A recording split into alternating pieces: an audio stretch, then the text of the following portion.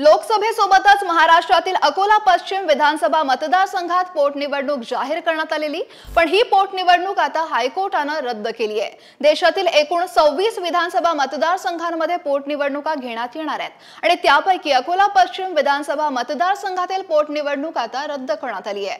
माजी राज्यमंत्री आणि विधानसभेत 6 वेळा अकोल्याचे प्रतिनिधित्व केलेले आमदार गोवर्धन शर्मा यांचं 3 नोव्हेंबर 2023 ला निधन झालं आणि तेव्हापासून अकोला पश्चिम विधानसभा मतदारसंघ रिक्त होता आणि या जागेसाठी लोकसभा निवडणुकीच्या मतदानाच्या दुसऱ्या टप्प्यावेळी म्हणजे 26 एप्रिलला मतदान होणार होतं। पण लोकसभा झाल्यानंतर लगेचच पावसाळा संपला की महाराष्ट्र विधानसभेची निवडणूक लागणार आहे। मतमोजणीनंतर या लोकप्रतिनिधीला कर्तव्याचं निर्वाहन करण्यासाठी किमान 1 वर्षाचा कार्यकाळ देखील मिळत नाही आणि त्यामुळेच लोकप्रतिनिधी कायदा 1951 मधील कलम 151 अनुसार हायकोर्टात निवडणुकीला आव्हान देण्यात आलेलं।